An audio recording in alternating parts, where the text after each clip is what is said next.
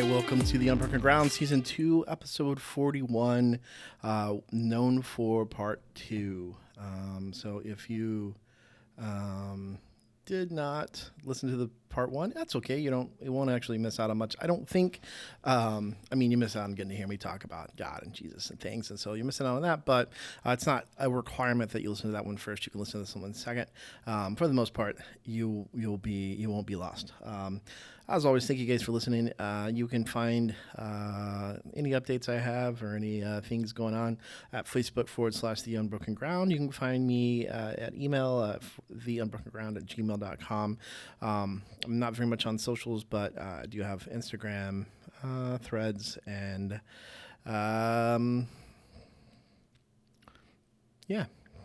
be real. I think that's it. So yeah, we're gonna jump in here and finish up the second part of Jesus's words, the greatest commandment. Love God with all your heart. We talked about that last week. And second, love others as yourself. That's what we'll talk about this week.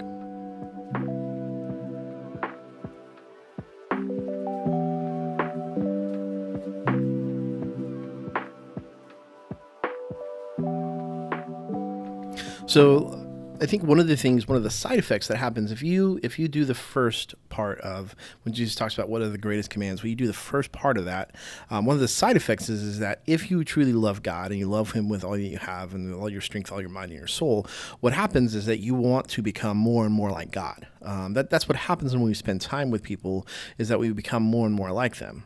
And so one of the offshoots is to think about, like, okay, well, if we're going to be more like God, and the image of a human, or God in a human body, or God as human, is Jesus.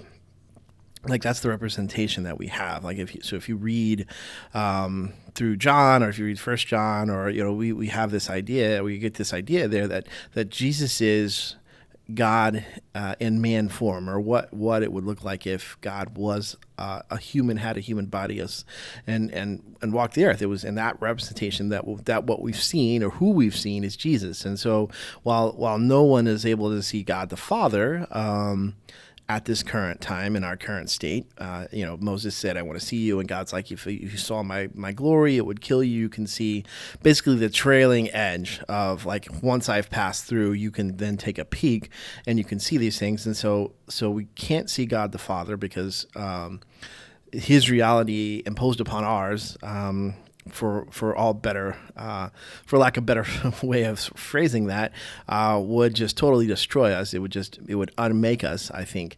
And so what we do have, the picture we do have, and we can lean on, is Jesus. And so Jesus says, love everything, the two greatest commands: love God with all you have, and then love your neighbor as yourself. And here's where I think that there's two key things here that we really need to focus on if we're going to love our neighbors as ourselves. One is that Christianity is meant to be lived out in community, and it's meant to be lived out in the midst of your life. And so whatever community you have, and it may be really big, like you have a big family and you have work and you have a church that you're a big part of that community, or you may just have a small community that actually gets to see you day in and day out, gets to see the good, the bad, the ugly, the real. That is where these commands are truly, truly, truly lived out. So, a lot of times when we think about love your neighbor or love your enemy, is what it says in the Sermon on the Mount, but Jesus says, love your neighbor as yourself. We often think of, like, somebody who's outside of our realm, which this doesn't disqualify those people. So it's not saying that, like, hey, if they're not in your community, you don't have to love them. It just means that your community expands. But the reality is that we often think of somebody other that we rarely bump into or occasionally interact with as somebody that's like, oh yeah, those are the people that Jesus is talking about. Those are my neighbors. Those are the ones I have to love. And it becomes easy because you don't have a constant interaction with them, and so you can be like, oh yeah, I can love those when I feel like it, because I don't have to do it constantly. Like, it's easier to love a stranger sometimes than it is to love your family, or to love that person that's constantly, you go to work with, and they constantly are mean, ugly, rude, annoying to you, and you're like, okay, cool, I can love people, like I can love that stranger that I don't see but I feel bad for, but my coworker, no way, because they don't, they don't treat me good, they're unkind to me, all those kind of things. And Jesus is like, no, you're how you live is going to be lived out in your community, your immediate context. And so if you want to be more like God, if you want to love God, then you have to love like God. And that's why Jesus says you have to love your neighbor as yourself. And I think that we can look into, so that's community is the main thing, is that thing to think about, is how are you loving in your everyday moment to moment life to those people around you? How are you doing at that? That's where your community fits in. And then secondly, I think that, like, how does Jesus love? And I specifically, there's two things that, well, let's go with the first thing and we'll see if we get to the second thing. One thing is that as Christians, we have a hard time of understanding and knowing what to do when we're dealing with other people's sins, or when we see people sin, or when we see people caught up in sin. When we see our own sin, like, we know we need to ask for forgiveness, but I think that, like, if you read, maybe if you watch The Chosen, but if you read the Bible and you see what Jesus does, Jesus is brokenhearted when he sees people caught in sin. Particularly those people who are on the outs of organized religion, that are on the outskirts of kind of being led into the secret of being a part of God's kingdom. Like his heart breaks for those people. He weeps over them. He's more likely to tell them to go and sin no more rather than to be judgmental. The people he is judgmental to are the religious experts. And we actually, I think, have reversed a lot of that. We give a lot of pass to our religious experts, and we very harshly judge those who are on the outside, because we don't have to have a relationship with them because they aren't our neighbors. But that's exactly what happens when Jesus is asked what the greatest commandment is, and then he's like, yeah, you have a good answer. It's love God with all you have, and then love your neighbor as yourself. And then so in order to kind of save face, the legal expert's like, okay, well, who is my neighbor? And so Jesus tells a story, and this is a pretty famous story. If you don't know it, please go read it. But he tells a story about a good Samaritan, and he talks about how this Samaritan, who is would be like the dirtiest, evil outsider to the Jewish religion at this point, is the hero because he stops and picks up the guy. He mends his wounds. He pays for his hotel room, and he's like, "Who is your neighbor?" And the guy's like, oh, it was the Samaritan. He was the neighbor. And he's like, go and do likewise. Which, again, like if you're telling an expert of the law that the hero of the story that you tell is one of the most hated ethnic groups, because they felt like the Jews felt like they betrayed them because they were at one time part of the kingdom of Israel, and then they fell away and they never really got back in. And so, excuse me. So that's the hero, and Jesus is like, go be like that person. It was probably particularly unsettling to hear that. But the point of it all is that whether or not you're a neighbor to somebody has nothing to do with your religious standing. In fact, religion sometimes will even get in the way. And so we have to realize that. We have to realize that we often can use religion to build walls. And Jesus saw that, and his harshest criticisms were for those people who were building walls to keep people out of the kingdom, rather than having broken hearts to invite people in. Jesus wept over Jerusalem. He wept. He was much more willing to work with people who were lost in their sin, not because they refused to admit that they were broken, but because they didn't know how to get better. They were sick, they were diseased in their hearts and their minds, and they knew that. They didn't know how to get better. And so Jesus had great compassion for them. He had less compassion for those who would make those types of people have even worse burdens. And so we have to think about that in our lives, and what does that mean for us And I think at least in for me, I think that like the one of the things that I see, and I'm going to be this is the kind of the culture that I live in, but it's a very conservative culture, and a lot of especially Republican. There's a lot of hate and misinformation. Let's be honest about that, about a particular part of society, and that part is going to be immigrants, and with the presidential elections coming up, and with one candidate using that as their kind of foundational reason to run and to be voted for, like we as a church. I think if things go where suddenly we are, disenfranchising people who are here both legal and illegally, that's going to cause a huge amount of suffering for people.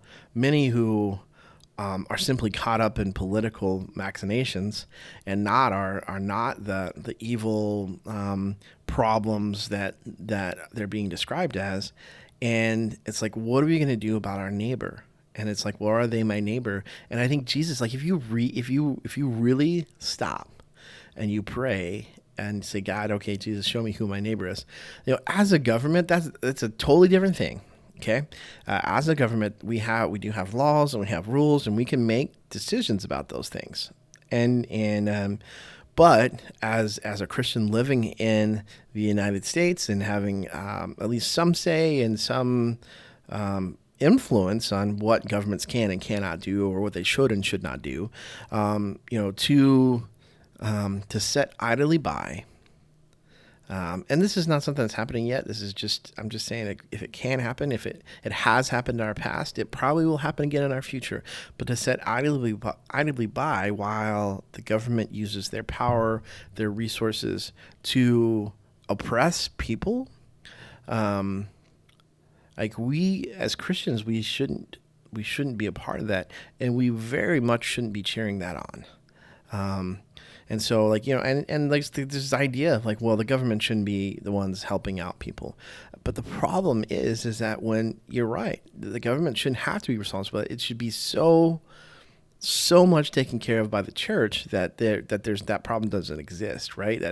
That's like the church should be just doing such great work, either helping people realize they don't need to live with certain things, and so they don't necessarily have to make all the choices they make, and they don't have to make a certain amount of money, and they don't have to, realizing there's more to this life than just things. So that's one part of that. But the other part is that we would walk with people who are in very difficult situations, come alongside them and lift them up and provide support, which is what the government has done.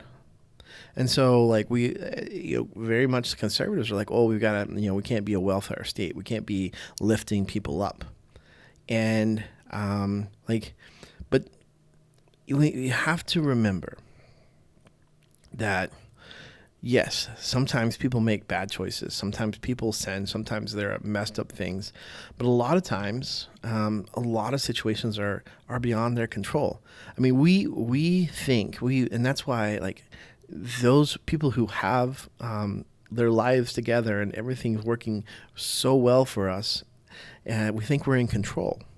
But it doesn't take very much for us, for the world to just to fall off its base and start spinning out of control. I mean, COVID, again, I've talked about this before. COVID just was the explanation that despite all the money and the power that America might have, it was ground to a halt, to a stop by a disease that we could not control. And we should be grateful it wasn't as worse. It wasn't as bad as it could be. It didn't get any worse, because for whatever reason, it was such a variable thing that was definitely not under our control, that we could not do anything to control, and that we were powerless against. And I think that was a reminder that that's kind of where we live. We live in this very powerless place, and so we have sought ways to reestablish power and control, because once you lose that, you kind of like, and you need that. If you expect that, if that's what you want from your life, then you have to reestablish that. And so I unfortunately, it certainly seems that a lot of people, conservative people especially, have moved towards regaining control at all costs, being in control at all costs. So if you want to be more like, that's a long sidebar, but I just want you guys, I want to point out, if you want to be like Jesus, then you're going to have compassion for the lost and hurting, for the individuals who are seen as the most vulnerable and easy to bully and to oppress. It's why when Jesus is having his feet washed by the woman, and everyone around him is judging him and the woman, really, that he's like, you guys just don't get it. Like, you don't get it. You were unkind to me. No one offered me anything to wash my dirty feet with. And yet here, this woman is using her, this perfume that was immensely expensive, and her own hair and her tears to wash my feet. And he's like, do you see? Do you see why the kingdom is open to people like her? And they just couldn't get it, because they couldn't see past like some of her life choices, some of her circumstances she's found in it. We don't know what they are, we don't know. And that's actually probably true about most of the people that are our neighbors, that we tend to put into a box or put into a place where we're like, oh, I can't help them. I mean, I've heard stories of like churches being like, oh, well, we're not going to help those people because they do drugs. So we're not going to help them. We need to fix their house up, but they're just drug users.